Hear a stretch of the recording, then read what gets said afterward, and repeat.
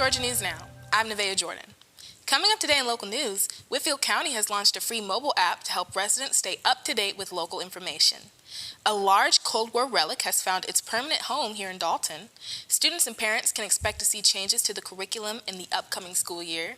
In state news, more Georgia universities are requiring standardized testing, and Georgia is set to host its first presidential election debate.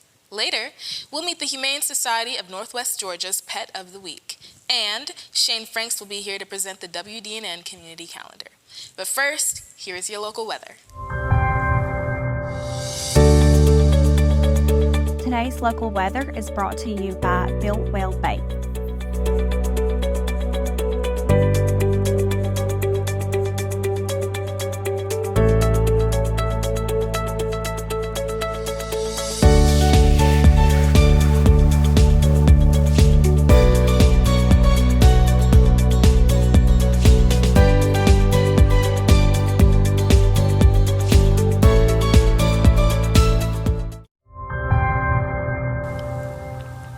Welcome back to your local news. Whitfield County has launched a new mobile app to keep members of the community up to date on what is happening in the area. County officials have partnered with officials from the City of Dalton, the Greater Dalton Chamber of Commerce, the Downtown Dalton Development Authority, and the Dalton Area Convention and Visitors Bureau to launch the My Whitfield County app. The application is free and is available in the Apple Store and Google Play online store.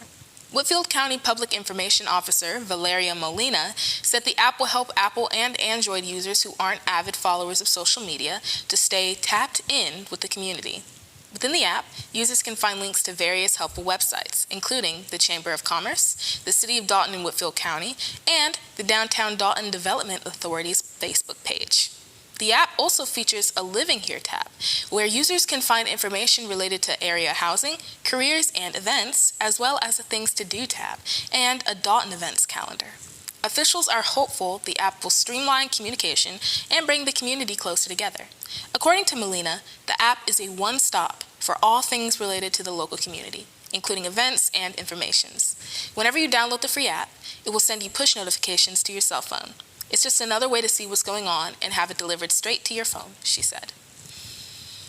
A Cold War relic has found a new home in Dalton at American Legion Post 112.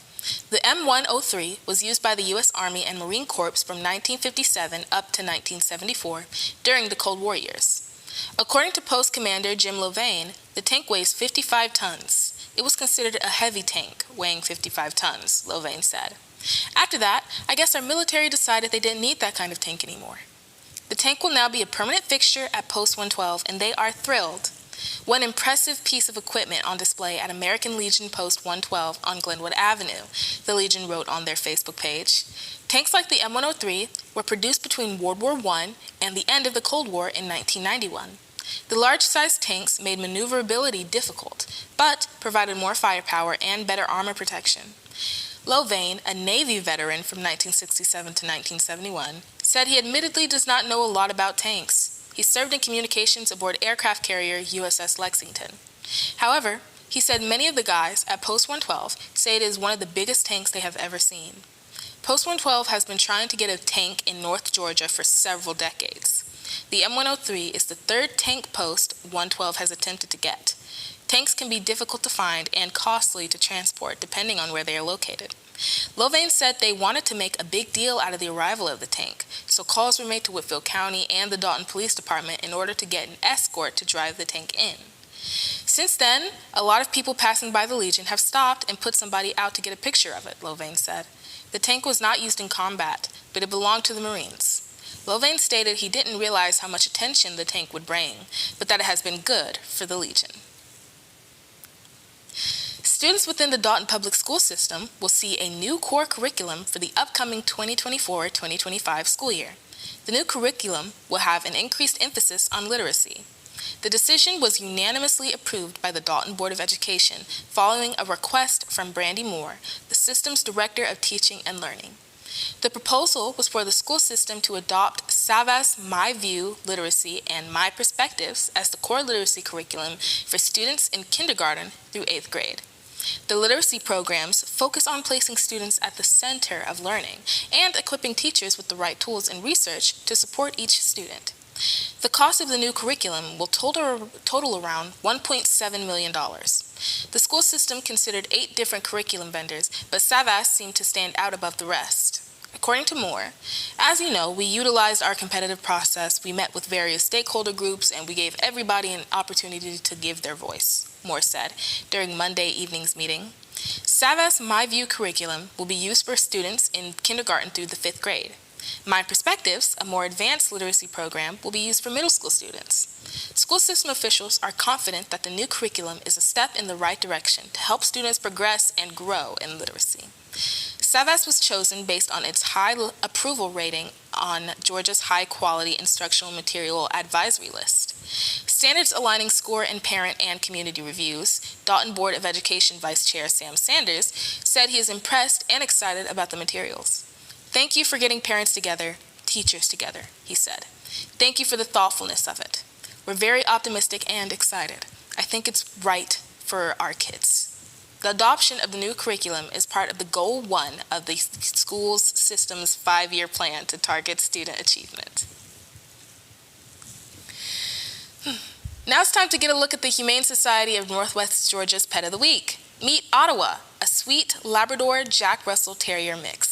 Ottawa weighs 30 pounds and is 2 years old. She has a playful and loving personality and is looking for a family that will take her on walks and play games with her. She is housebroken and does well with most other dogs and children. Come visit Ottawa during adoption hours on Fridays from 3 to 5 p.m.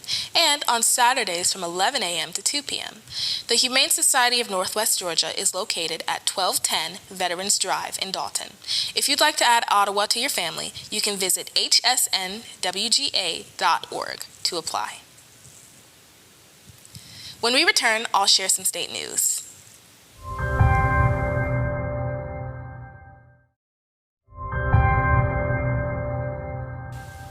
Welcome back. Georgia will require the ACT or SAT college tests at more public universities starting in the fall of 2026. The announcement came on Tuesday following a vote from the State Board of Regents. Augusta University, Georgia State University, Georgia Southern University, and Kennesaw State University are 4 more colleges that are slated to require testing.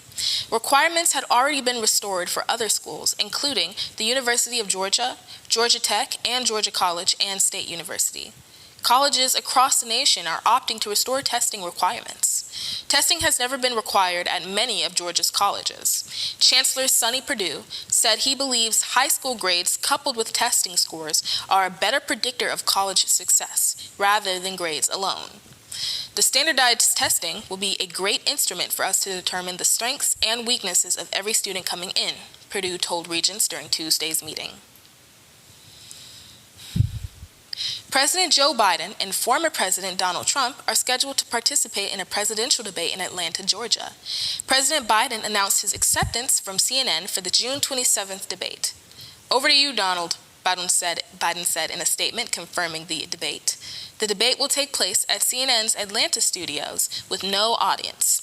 It will be moderated by CNN's Cenk Tapper and Dana Bash. Georgia is one of a handful of competitive states that both campaigns are fighting to win in November. It is predicted to be a tight race in Georgia. Former President Trump said it is a great honor to accept the invitation, which will mark the first on-screen clash between the 2 presidential candidates since 2020. The June 27th debate will bring a lot of attention to Georgia as it will be the state's first general election presidential debate. When we return, Shane Franks will share WDNN's community calendar. But first, here are the obituaries.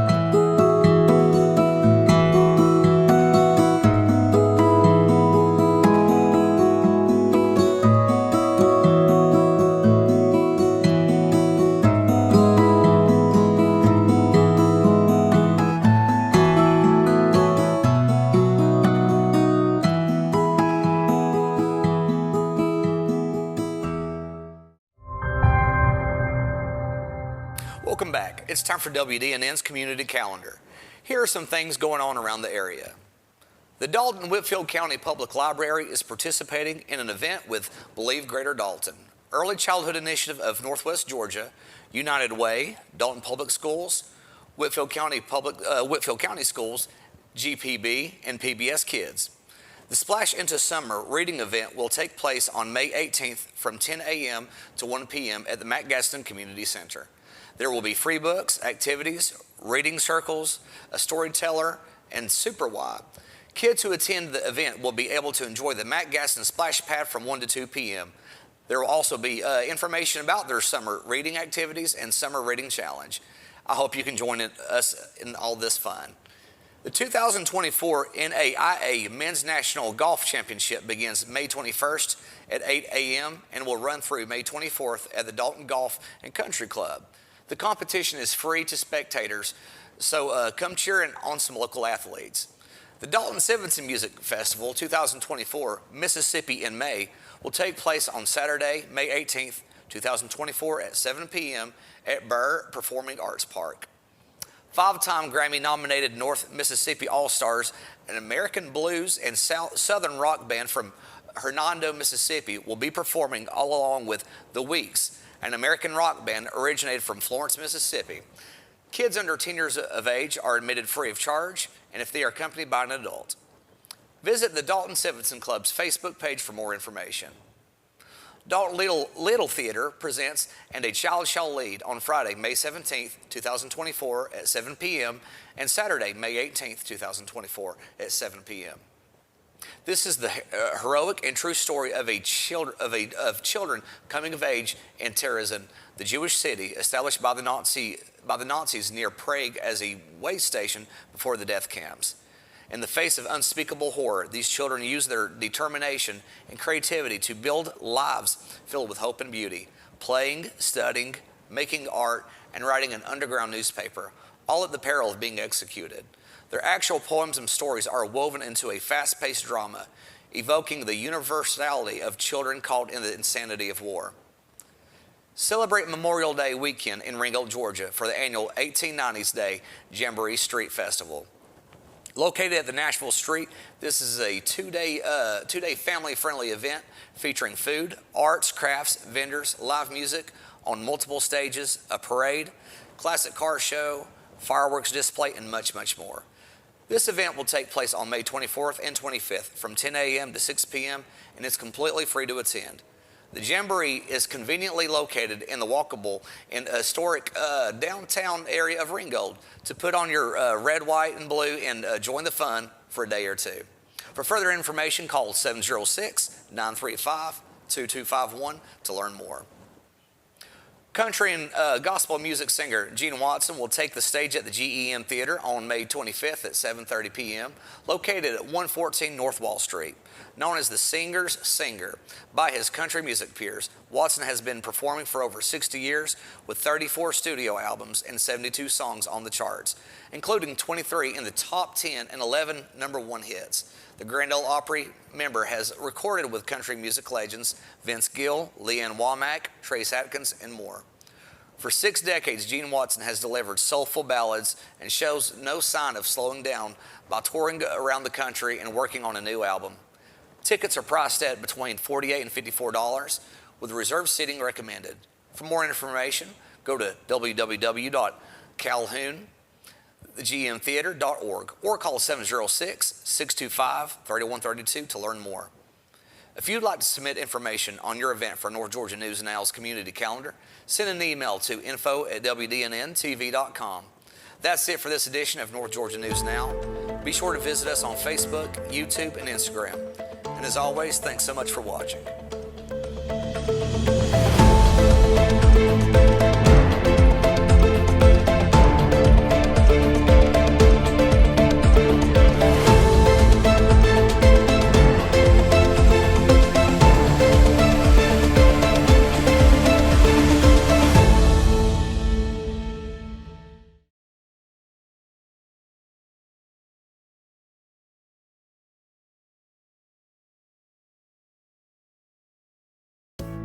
Thanks for watching. Make sure to click that subscribe button as well as bell notifications so you won't miss any new videos.